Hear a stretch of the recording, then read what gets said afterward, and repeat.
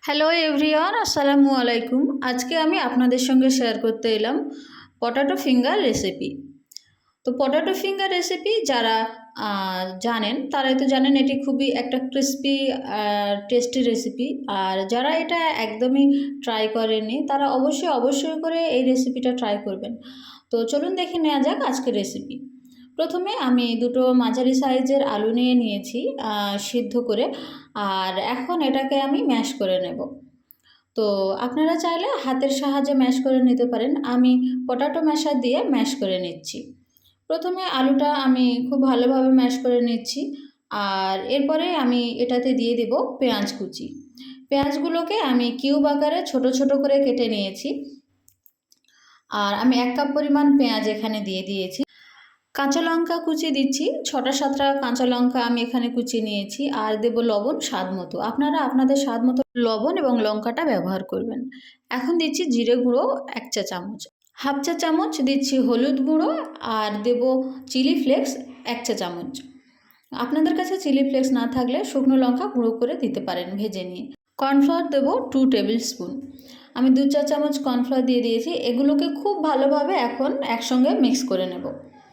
আমি এগুলোকে ধীরে ধীরে মিক্স করে নিচ্ছি। আপনারা দেখা পাচ্ছেন আমি এইভাবে মিক্স করে নিচ্ছি। আপনাদের যদি আলুর পরিমাণটা বেশি থাকে তাহলে সমস্ত ইনগ্রিডিয়েন্টসের পরিমাণটাও বেশি পরিমাণেই দিতে হবে, সেদিকে খেয়াল রাখবেন। আমি এখানে 2টো আলু নিয়েছি এবং 2টো আলুর পরিমাণেই সমস্ত মশলা ব্যবহার করেছি। তো দেখা পাচ্ছেন আমি আলুটার সঙ্গে মশলাগুলো খুব ভালোভাবে মেখে নিয়েছি। এখন আমি আলুগুলোকে পটাটো ফিঙ্গারের শেপে দিয়ে দেব। এগুলোকে আমি একটু লম্বাটে করে নেব। তো আমি এগুলো এখন এইভাবে চেপে চেপে পটাটো ফিঙ্গারের শেপ দিয়ে নিচ্ছি। আমি এরকমভাবে লম্বা করে নিয়েছি। আর আপনারা যদি অন্য কোনো শেপ বলতে গোল যদি করতে চান তাহলে করতে পারেন, সেটাতে কোনো সমস্যা নেই। তো আমি এইভাবে আলুগুলোকে শেপ দিয়ে নিয়েছি, দেখা পাচ্ছেন খুব সুন্দরভাবে। আর এটা দেখতে যেমন সুন্দর হয়, খেতেও ঠিক আরও বেশি সুন্দর হয়। আর এখন আমি নিয়ে নিয়েছি নুডলস। আমি এখানে ম্যাগির নুডলস নিয়ে নিয়েছিলাম 2 প্যাকেট।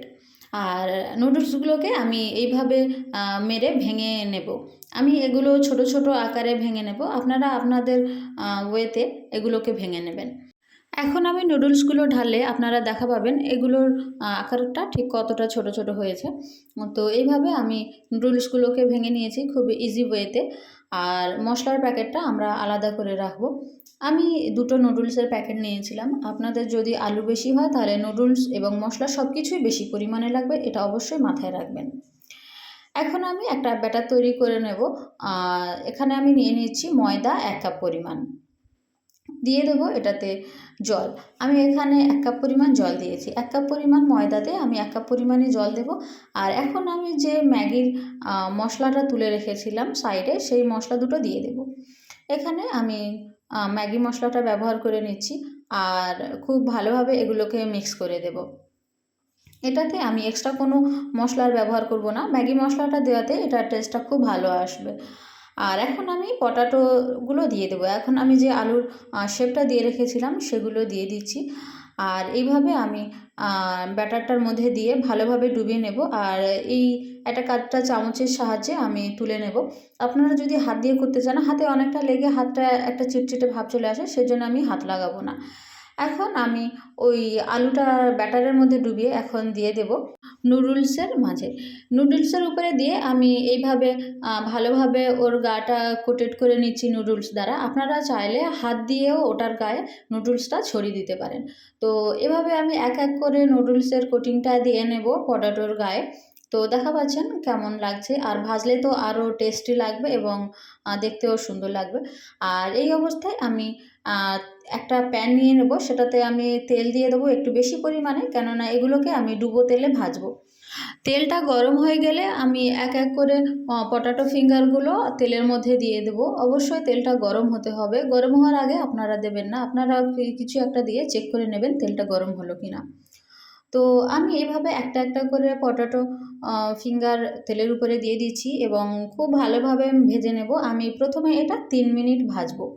আমি একটা সাইড 3 মিনিট ভেজে নেব এবং ভাজার পরে এটা দেখবেন খুবই একটা মুচমুচে ভাব চলে আসবে আর খুবই টেস্টফুল একটা রেসিপি। এটা অবশ্যই করে আপনারা ট্রাই করবেন। তো আমি এইভাবে ভেজে নিচ্ছি। প্রথম পিঠটা আমি 3 মিনিট ভাজবো এবং খুব ধীরে ধীরে আপনারা চেষ্টা করবেন, যখন লালচে একটা ভাব চলে আসবে এক সাইডে তখন আপনারা এগুলোকে উল্টে দেবেন এবং অন্য সাইডে টা ভাজতে দেবেন। যখন দেখবেন একটা লালচে ভাব চলে আসবে, যখন দেখবেন 3-4 মিনিট ভাজা হচ্ছে, তখন অবশ্যই তো একটা লালচে ভাব আসবে, তখন আপনারা এগুলোকে উল্টে দেবেন একটা একটা করে। আর দেখবেন খুব সুন্দর একটা ক্রাঞ্চি ভাব আসবে। আমি এটা তো 3 মিনিট ভাজতেই এটার একটা লালচে ভাব চলে এসেছিল। তো আমি এভাবে উল্টে দিয়ে আমি পরের পিঠটাও আরও 3 মিনিট ভেজে নেব।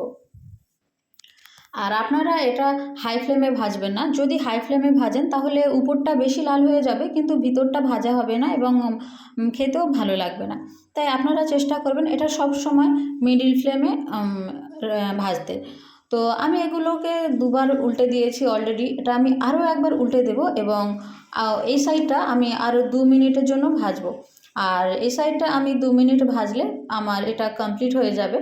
আর তারপরে আমি এটাকে সার্ভ করব। তো এটা যখন আপনারা বাড়িতে বানাবেন তখন খেয়ে দেখবেন কতটা একটা টেস্টফুল রেসিপি। এটা তো অসম্ভব সুন্দর একটা টেস্টফুল রেসিপি। আর যারা একটু মুচমুচে খেতে পছন্দ করেন আর ইউনিক জিনিস, তারা অবশ্যই করে এটা ট্রাই করবেন।